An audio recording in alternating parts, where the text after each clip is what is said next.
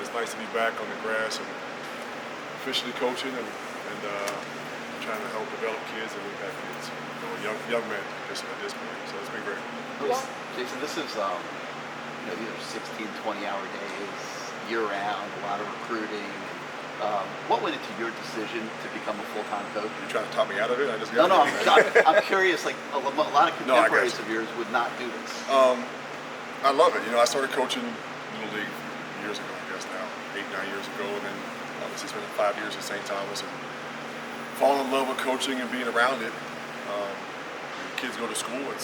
My kids went away to school. That's what I'm good at, and I feel like I can make an impact. And I enjoy it. Yeah, is there hard parts of it? Sure. The long hours? Sure.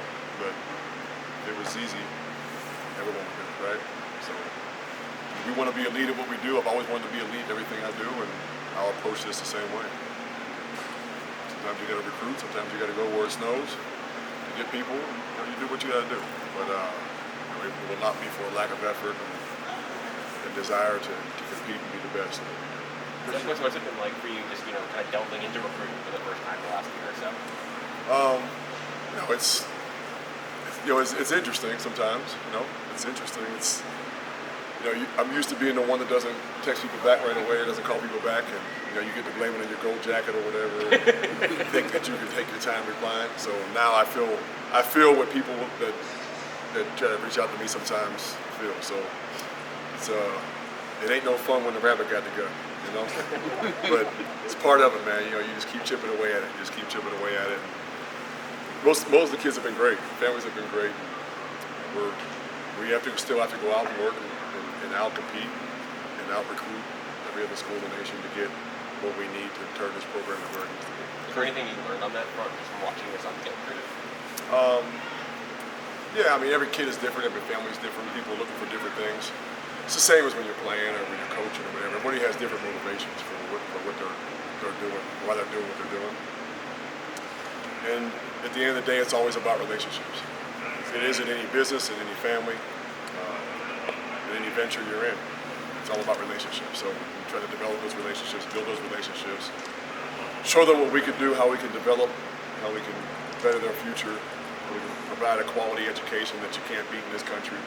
You're selling all the same things other places are selling, but it's the relationships that you can form and build, and then having that pathway to get them where they want to go. What are your impressions on the early enrollees so far? Ruben, Bain, Jaden Wayne, Collins, and Chiampong. They've all been great. They've done everything we asked them to do. They're getting thrown in the deep end. You're supposed to be in high school still, and I guess right now, on their high school spring break and getting ready for prom pretty soon. And they're here, taking a lot of reps. Obviously, Collins is still bouncing back from an injury, so he's attacking his rehab as a pro. And it's been tough on him, but he's doing a great job and getting a chance to come out and move around with us, so it's good to see him progress.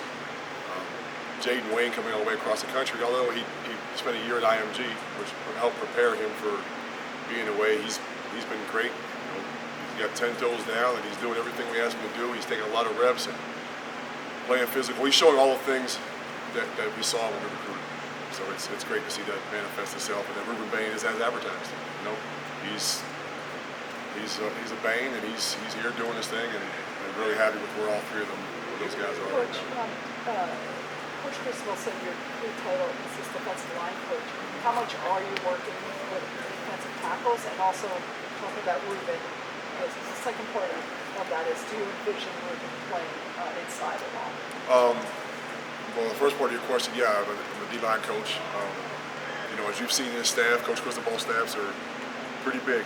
When you got 2 team buses for your staff, you got a big staff. So we have a lot of guys that all work together and collaborate and try to get this thing done. So titles was on the door, the work is the work, and listen, it's this is everybody's stew.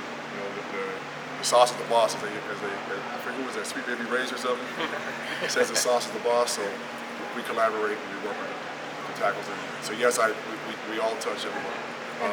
Ruben Bain, do you envision him playing inside at all? The best 4 will be on the field. Our best 4 for that situation, for that particular game.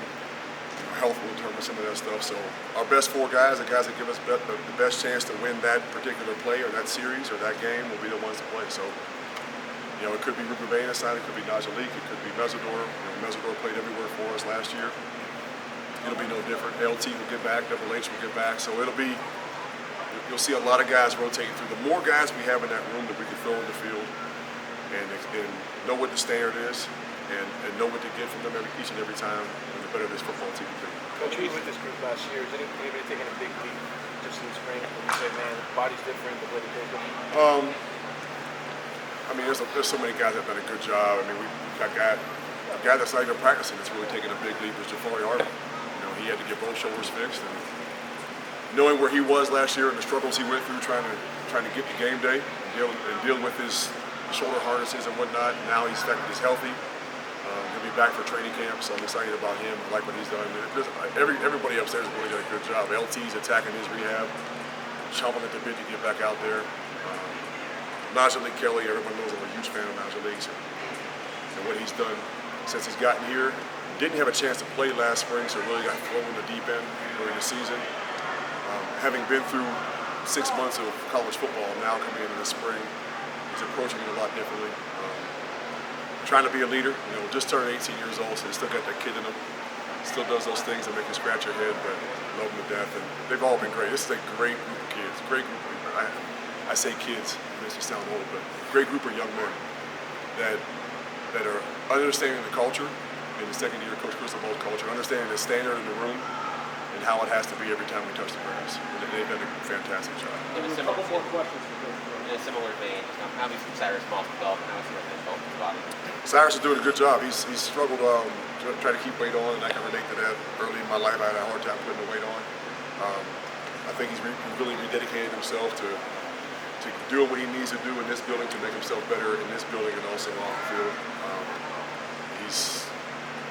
I'm not going to quote his weight right now, but he's up quite a bit in the last 2 weeks. 10 days to 2 weeks, he's up quite a bit. And he's trending in the right direction. It's really good to see. And it's, you can see his confidence build as he chases that number on the scale. I did sit him down and tell him, don't chase the numbers so much. Chase the result. Chase what you're trying to get to. The number on the scale is only part of the equation. Because sometimes we can tie our level of success or our mental state or how we're feeling based on such a small certain thing, the scale. And I'm saying it from experience. I did it for years, trying to get over 245. And I finally said, screw it, it'll be 240 and go past at 240. I did it. I told him the same thing. Whatever that number is, don't tie your level of success in your mind to that. Just go do what you need to do on the grass, make plays. They can call you skinny all they want. They call me skinny for a long time. They still call me that in camp too.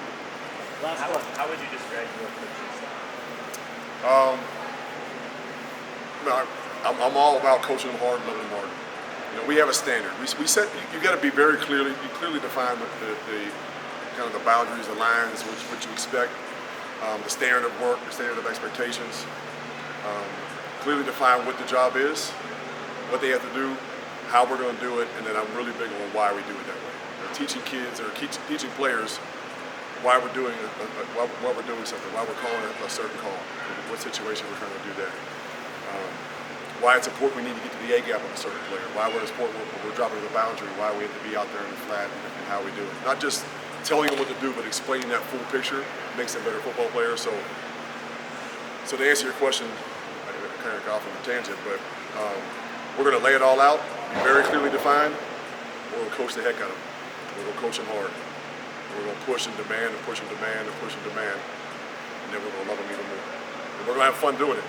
So you might see me screaming one second and then laughing and smiling and patting somebody on the butt the next second. It's just the way we do it. It's just we're going to push and push and push and push, and we're going to have a great time. They got 4 years to do this. 5 years at best, and to enjoy a lifelong dream. I'm not going to be that person that wastes a day of their dream messing around. They might waste one, but I'm not going to waste one. I'm not going to let them waste one. Good? Thanks, guys. Appreciate it. Hey, Jason.